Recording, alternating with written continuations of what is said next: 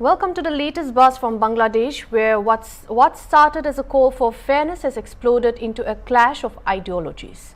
In the heart of Dhaka, anti-quota protests have taken a heated turn as groups allegedly tied to the ruling party clashed with the student demonstrators. Over 400 injuries have been reported in the past 2 days alone, highlighting the intensity of the standoff over the country's job quota system. As you're aware that there are so many questions revolving around this protest and riot, but first, let's decode why Bangladesh is burning. So this uproar began on July 1st, sparked by a court's decision to reinstate quotas favoring children of 1971 liberation fighters in civil service jobs. Students from all corners of Bangladesh, united under the banner of reform, demanded a system based on merit, not lineage. In easier terms, court said they should bring back rules that give special treatment to the kids of people who fought in the 1971 war, due to which students from all over Bangladesh are together asking for a fair system, where people get jobs based on their skills and not who their parents are. Now that seems to be a fair demand from this student. It's basically a protest against the rising unemployment, and one pointer here is that these protesters claim not to be linked with any political party. This protest has been going on for the past 2 weeks, but it turned violent only when groups linked to the ruling party attacked students protesters in the capital Dhaka, where the main protest was taking place, injuring more than 400 people, although the Bangladeshi authorities haven't shared any official numbers on those killed and injured, but according to latest reports, there are at least 103 dead reports. Now that's a lot of numbers. Also, most of the protesters are students.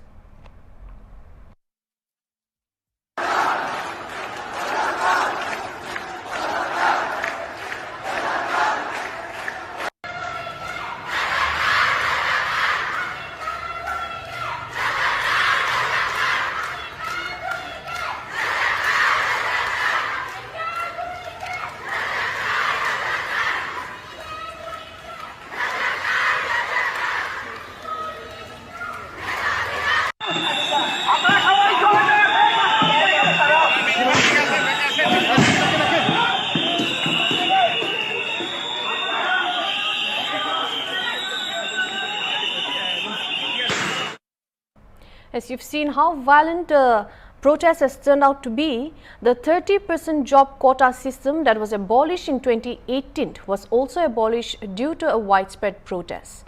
But it is now being reinstated, deeming the 2018 abolition of quotas illegal. And it's all happening under the reign of Prime Minister Sheikh Hasina of Awami League. So what exactly is the job quota system after all? In 1972, the country's founding father Sheikh Rehman introduced a quota system, reserving a percentage of government jobs for children and grandchildren of people who fought in the 1971 War of Independence from Pakistan. Under the system, 44% of first and second class government jobs are merit-based. The remaining 56% are reserved for specific communities, 30% for the children and grandchildren of freedom fighters, 10% for women, 10% for Zilla quota for backward districts, and 5% for ethnic minorities, and the 1% remaining for people with physical disabilities. The most disturbing thing is what began as a fervent call for reform has now evolved not only into a nuanced debate but violence over the country's job quota system. Amidst the clamor of protests, voices are rising in unison, advocating for change while navigating the complexity of fairness and opportunity. Soldiers patrolled cities across the South Asian country while a nationwide internet blackout continued to remain in force. Home Minister Asad Uzman Khan said that the curfew will be relaxed from 3 p.m. to 5 p.m. local time on Sunday for people to run essential errands. Meanwhile, Prime Minister Sheikh Hasina's government has declared Sunday and Monday as public holidays, with only emergency services allowed to operate. The ongoing unrest over government job quotas in Bangladesh has led to heightened security measures affecting international students. According to the Ministry of External Affairs, India has evacuated 978 nationals enrolled in various institutions across Bangladesh. And these evacuations are part of precautionary steps taken by the Indian officials stationed at the High Commission in Dhaka and Assistant High Commission to safeguard approximately 8,000 Indian students currently in Bangladesh. Here are visuals of some students talking to the media persons amid evacuation. Suhail Rahman है, मैं सिलीगुड़ी दार्जिलिंग से हूँ और मैं Brahmanbaria medical college से आया हूँ आज। क्या प्रॉब्लम हो रहा था बांग्लादेश में? वहाँ पर अभी जो हो रहा है बांग्लादेश का सिचुएशन उतना मतलब सूटेबल नहीं है, तो वहाँ पर थोड़ा वायलेंस हो रहा है और थोड़ा स्टूडेंट रिलेटेड कुछ चल रहा है यहाँ पर प्रोटेस्ट वगैरह। तो इसलिए हम लोगों ने डिसाइड किया कि हम लोग सेफ नहीं है, तो हम लोग को इंडिया मूव ऑन करना ही बेहतर होगा हम लोग के लिए। इसलिए हम लोग उसके बाद इंडियन एम्बेसी से कनेक्ट किए, इंडियन एम्बेसी यानी हाई कमीशन, लोकल पुलिस से और कॉलेज वालों से कनेक्ट करके फिर हम लोगों को पुलिस स्क्वाड से बॉर्डर तक छोड़ के गए हम लोग। तो बॉर्डर तक क्या ऐसे आए, क्या साधन से आए हैं, व्हीकल क्या है? व्हीकल हम लोग एम्बुलेंस से आए हैं। एम्बुलेंस से सेफ्टी के साथ हम लोग टोटल 36 स्टूडेंट्स थे ब्राह्मणबाड़िया मेडिकल कॉलेज से। उसके बाद हम लोगों को एम्बुलेंस में लिया गया, कॉलेज का एम्बुलेंस एंड पुलिस स्क्वाड था। 3 और 4 पुलिस स्क्वाड गाड़ी था। उसके बाद हम लोगों को सेफ्टी के साथ यहाँ पर मिलिट्री के हैंड ओवर किया गया। तो अभी आप सेफ महसूस कर रहे हैं? वहाँ पे घुटन सा हो रहा था शायद, बहुत ही मुसीबत हो रहा था आपका बांग्लादेश में? मुसीबत बोले तो मतलब हम लोग जिस एरिया में रहते थे कॉलेज, उस एरिया में उतना वायलेंस नहीं था, लेकिन क्या था कि कर्फ्यू जारी होने के कारण वहाँ पर खाना पीने का इंतजाम उतना दिक्कत होता था, बाहर निकलने में दिक्कत होता था, तो इसलिए हम लोगों ने सेफ्टी का भी विषय था, सेफ्टी का ये था इशू था, इसलिए हम लोग थैंक यू सर। आप कहाँ के रहने वाले हैं? मैं बिहार का हूँ, इंडिया से। ओके, तो किस तरह का प्रॉब्लम वहाँ पे आपको फेस करना पड़ा जिस वजह से आपको इस स्थिति में इंडिया? वहाँ पे बहुत सारे ये वायलेंस वगैरह, खाने पीने में दिक्कत होती है और बाहर नहीं जा सकते हो आप लोग। और आज से वहाँ पे कर्फ्यू लग गया, वहाँ कोई कहीं भी नहीं जा सकते हो। और हम लोग वहाँ पे हम लोग स्टूडेंट लगभग वहाँ पे फॉरेन लगभग 40 स्टूडेंट थे।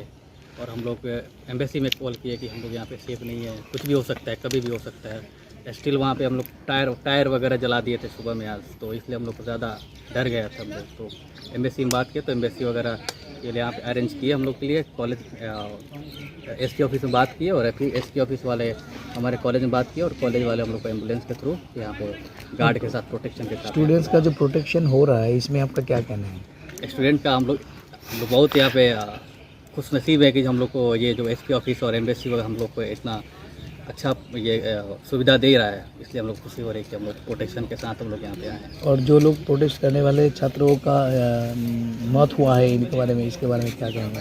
तो उसके लिए तो बहुत दुखदायक है। जो सरकार जो वहाँ पे जो कोटा से रिलेटेड जितनी जो भी की है, तो वो ऐसा नहीं होना चाहिए। इसलिए हम एज अ बांग्लादेशी स्टूडेंट वहाँ पे, तो मैं यही बता सकती हूँ कि वो थोड़ा सा दुखदायक है।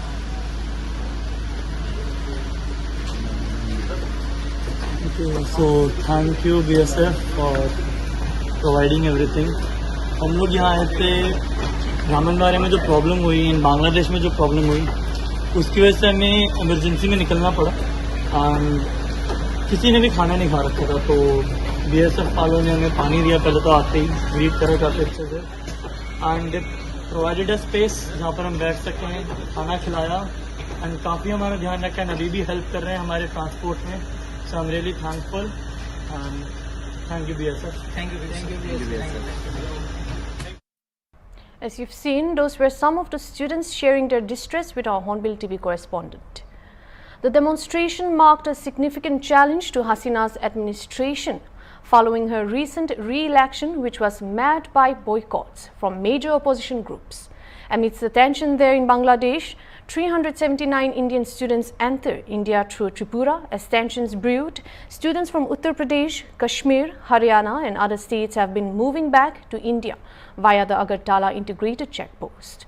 According to rough estimates, 978 Indian students returned home across the country. So far, these are the latest updates. Thank you for staying with us as we cover the unfolding events in Bangladesh. International concerns are also mounting, with India evacuating nearly 978 nationals from Bangladesh amid heightened security measures. We'll continue to monitor developments closely. Stay tuned for further updates on this evolving situation in Bangladesh.